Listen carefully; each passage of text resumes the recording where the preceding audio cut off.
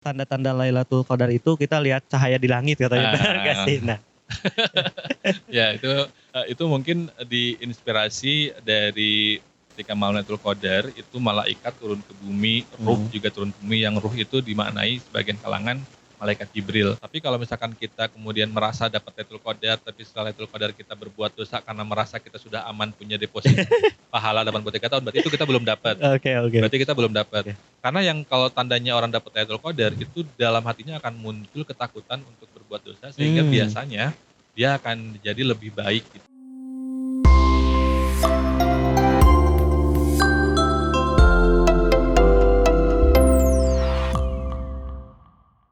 Oke, assalamualaikum warahmatullahi wabarakatuh. Balik lagi di Candu episode kesekian, masih bareng Kang Irfan. Oke, teman-teman semuanya ya, kita masih di edisi Ramadan dan hari ini kita bareng Kang Irfan mau ngobrol-ngobrol tentang Lailatul Qadar. Nah, sebenarnya Kang, Lailatul Qadar itu apa sih? Kan kalau misalkan nyari di Wikipedia ya takutnya disalah-salahin gitu, bisa ditulis orang. Nah, pengertian sesungguhnya dari Lailatul Qadar itu apa sih?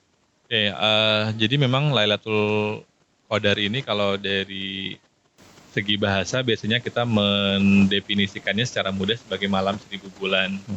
Ini untuk menunjukkan atau mengingatkan kita bahwa dalam malam tersebut itu sebagaimana disebutkan Allah dalam Al-Qadar itu khairum min alfi syahrin. Kalau kita beribadah di malam tersebut, maka pahala kita itu akan dianggap lebih besar ketimbang pahala ibadah 1000 bulan, berarti lebih kurang kayak 83 tahunan lah. Lebih kurang. Nah, dan menariknya Lailatul Qadar ini itu hanya terjadi di bulan Ramadan saja gitu.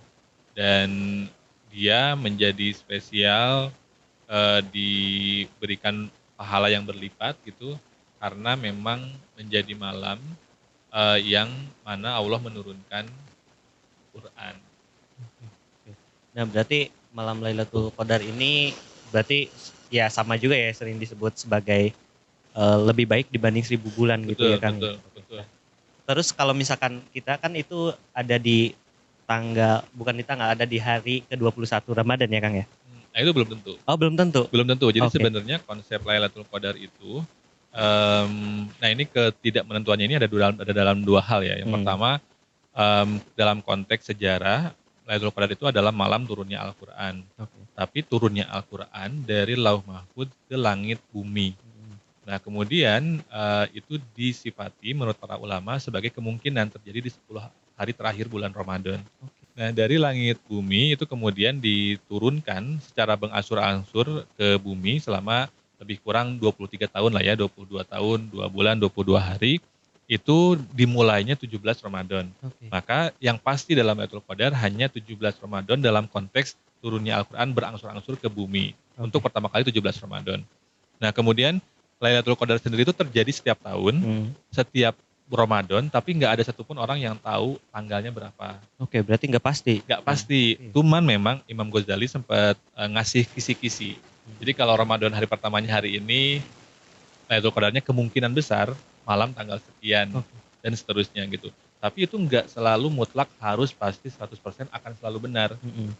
Dan juga belum tentu kita istilahnya kalau hanya ibadah di situ di tanggal misalkan tanggal 21 kita ibadah dan ternyata kebetulan benar Lailatul Qadar, itu juga belum tentu kita akan dapat Lailatul Qadarnya gitu. Kenapa? Karena poin dari Lailatul Qadar dirahasiakan adalah sebetulnya Allah ingin melatih kita agar kita jadi oportunis gitu. Jadi kayak saya ibadah karena saya tahu pahalanya besar. Tapi setelah dapat Lailatul Qadar udah nggak ibadah lagi gitu. Udah 83 tahun tercover pahalanya, kan nggak gitu konsepnya. Nah, karena dirahasiakan maka kita akan memaksimalkan setiap hari kita, setiap malam kita kan. Nah, dengan memaksimalkan itu kita akhirnya dilatih untuk menghargai proses, memurnikan niat, nggak lagi hanya oportunis mikir ibadah hanya ketika pahalanya dikasih besar aja gitu. Dan sering terjadi juga ya, tiba-tiba orang jadi semangat beribadah gitu. Betul. Nah, sebenarnya dalam beberapa hal itu masuk di akal sih, karena dalam Al-Quran juga Allah beberapa kali menggambarkan relasinya dengan makhluk itu sebagai relasi jual beli. Sehingga kayak kita menjual kepadanya berupa ketaatan, Allah akan membayar kepada kita berupa pahala. Yang pahala itu kadang berlipat-lipat sesuai dengan waktu, misalkan kayak Ramadan pahalanya akan berlipat juga. Nah, tetapi relasi itu sebetulnya bukan relasi utama gitu. Sebetulnya kita harus bergerak dari relasi jual beli transaksional lah ya. Kayak Oke. kita dengan Tuhan itu kayak kita jual beli dengan pedagang itu nggak apa-apa. Boleh Oke. saja kita mindsetnya kayak gitu. Tapi kalau kita mau meningkatkan kualitas diri kita harus naik dari melihat Allah dalam konteks relasi yang transaksional menjadi relasi yang sifatnya cinta gitu. Oke. Bisa cinta ibu kepada anaknya yang ibu kalau ngasih apapun ke anaknya kan nggak berharap apa-apa kan. Oh iya. Murni ikhlas, murni hanya bentuk cinta, bentuk pengabdian. Atau relasi pencinta dengan kekasih yang orang kalau cinta sama seseorang dia kan akan melakukan apapun dan nggak akan minta balasan apapun kan. Hanya murni untuk mengabdi kepada yang kita cintai, kekasih kita gitu. Oke. Ya Allah itu sendiri gitu dalam konteks tasawuf. Oke. Terus sebaiknya apa sih yang harus kita lakuin di malam Lailatul Qadar itu Kang sebenarnya gitu? Di malam Lailatul Qadar, ini sebetulnya sekali lagi di malam apapun ya. Tapi Iya, kalau spesifiknya kita mengejar Lailatul Qadar, memang kita dianjurkan di 10 hari terakhir terutama itu untuk memperbanyak ibadah yang sifatnya ritualistik mahdoh ya, yang hubungannya ke Gusti Allah gitu. Sholat bisa, Oke. iktikaf bisa, zikir bisa, baca buku bisa. Jadi pokoknya kalau patokan kita kan di Islam itu innamal a'malu binniyat wa innamal likulli imri'in ma nawa gitu. Pokoknya niatnya baik. Kita misalkan tadi ya udahlah saya malam ini mau tidur niatnya biar fresh, tenaganya full, biar sehat sehingga besok bisa kerja. Kerja kan juga punya tanggung jawab, ada amanah dari orang yang ngasih kerjaan, amanah dari gaji yang kita berikan, yang kita dapatkan, kemudian kita dengan bekerja bisa ngasih ke orang juga. Itu kan juga jihad.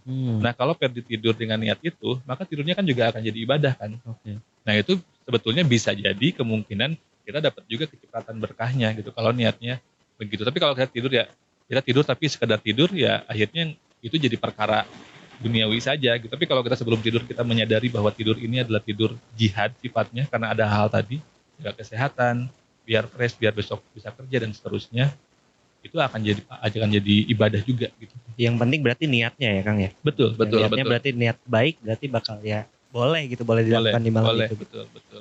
Nah, terus ada juga pernah baca nih Kang katanya kalau tanda-tanda Lailatul Qadar itu kita lihat cahaya di langit katanya. Benar gak sih? Nah.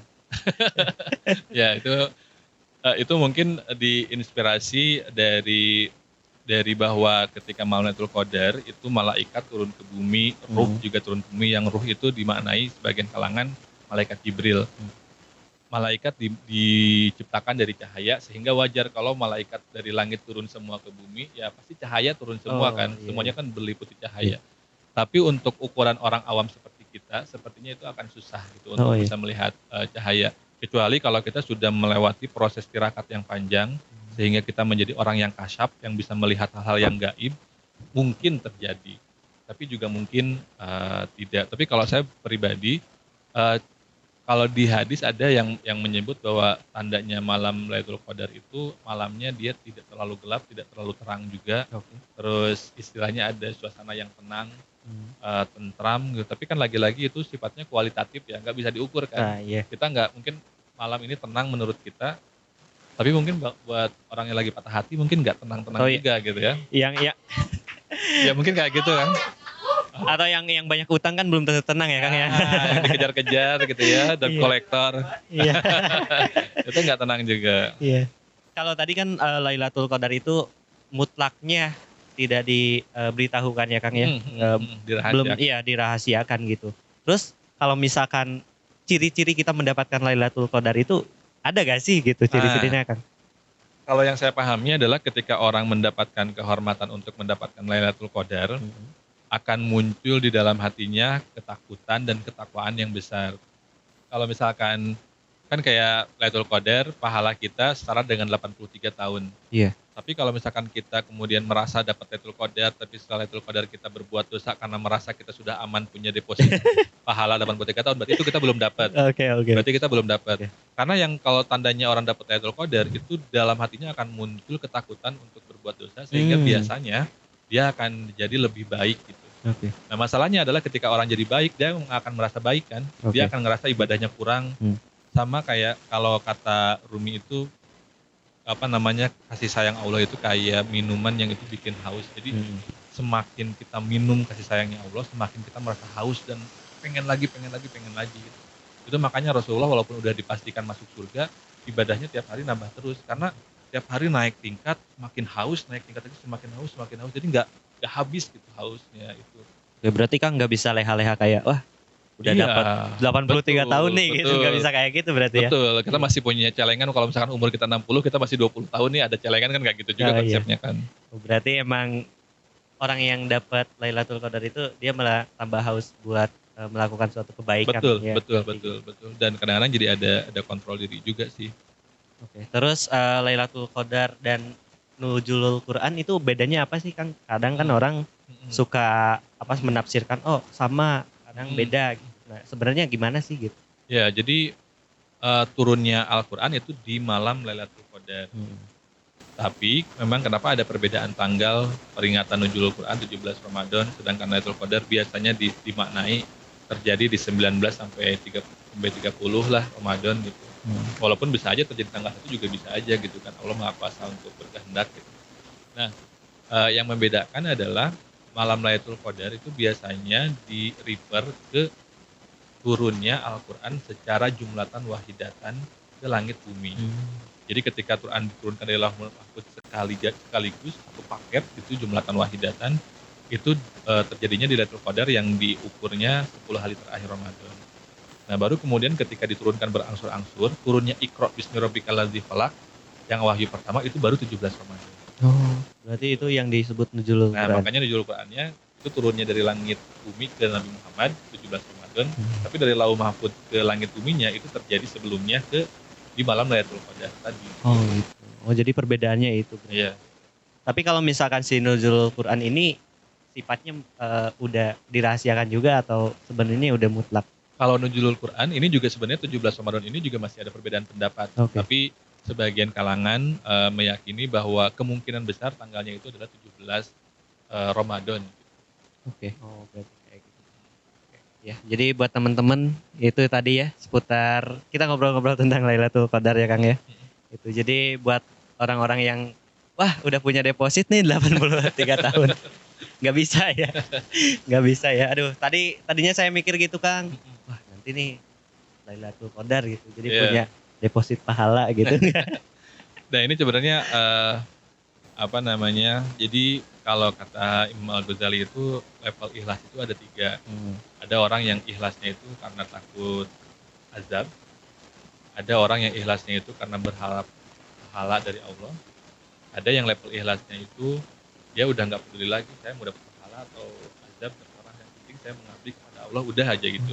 Berarti itu paling tinggi Nah, berarti. paling tinggi gitu. Tapi ketiganya itu boleh. Boleh semuanya level, tapi yang paling tinggi adalah ya kalau kita udah bisa ketika kita beribadah kita nggak lagi ngukur pahala gitu. Pokoknya saya ibadah mau Lailatul Qadar mau enggak mau dikasih berapapun saya pokoknya ibadah karena saya tahu Allah itu nggak akan menyia-nyiakan upaya kecil setiap manusia dan Allah itu maha teliti, maha bijaksana. Jadi saya nggak peduli lagi gitu. Bahkan ada sufi ada sufi yang bilang wahai Allah kalau misalkan saya beribadah kepadamu karena takut neraka, masukkan aku ke neraka. Sampai ada yang kayak gitu. Oh gitu. Ini maksudnya bukan berarti kita harus seperti itu juga, cuman berarti dia menunjukkan bahwa dia mengupayakan untuk beribadah kepada Allah itu memang mengabdi, bukan kewajiban yang dia berharap akan dapat imbalan. Ya balik lagi ke yang tadi, relasinya bukan transaksional, tapi relasinya adalah relasi cinta kasih tadi. Ya. Terakhir nih Kang, di lingkungan saya tuh banyak yang kalau misalkan nggak punya uang nih, wah tiba-tiba rajin ibadahnya gitu. Pas punya uang tiba-tiba males-malesan mengakhir-akhirkan sholat dan sebagainya. Itu gimana kan? Ya memang kadang-kadang kita ingat Allah itu ketika kita butuh. Ketika kita nggak butuh, kita lupa gitu. Padahal memang yang paling baik itu kita mengingat Allah di setiap kondisi. Gitu. Dilambangkannya itu kita berdiri ingat Allah, duduk ingat Allah, dan lain-lain pun ingat Allah gitu. Dulu tuh ada ya, saya lupa namanya siapa yang bilang, tapi dia bilang begini, ingatlah Allah ketika lapang, maka Allah akan mengingat kita ketika kita susah gitu. Jadi kalau kita sedang berlimpah dan kita ingat Allah melalui syukur, melalui amanah atas Allah yang berikan, maka ketika kita kesusahan, Allah nggak akan meninggalkan kita gitu istilahnya seperti itu. Nah kalau misalkan ada orang yang masih mendekat ke Allahnya ketika butuh aja, maka berarti ada kemungkinan relasi dia masih transaksional gitu. Nah, masih transaksi. Ya kayak kita belanja karena kita ketika sedang butuh aja kan kita nggak 24 jam ada di minimarket. Ah, iya betul. Kita kesana hanya pas butuh aja gitu. Iya, Nah itu mungkin juga kayak gitu.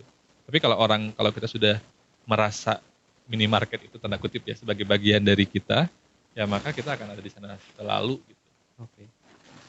Oke, itu mungkin ya. Terima kasih Kang Irfan. Ya, sama-sama. Udah ngobrol-ngobrol tentang Lailatul Qadar, dan Kang Irfan ini rencananya mau melanjutkan S3 ya Kang ya. Ya, kita doakan semoga lancar di Inggris guys, di Inggris ya. Lain di Cicahem ya. Oh, aduh. Oke ya, di Inggris. Oke, nah mungkin buat teman-teman juga yang mau kayak Kang Irfan nih ya, masuk. Kang Irfan dulu S1-nya di UNPI ya kan. Ya. Buat teman-teman yang mau masuk UNPI juga, sekarang lagi gelombang 3, langsung aja ya cek di website-nya UNPI ya, atau di Instagram-nya UNPI Cianjur Official. Nah, gitu aja. Mungkin Kang Irfan terima kasih banyak udah mampir ke Candu ini, dan nanti kita ngobrol-ngobrol lagi kalau Kang Irfannya udah pulang dari Inggris ya. Asik. Iya.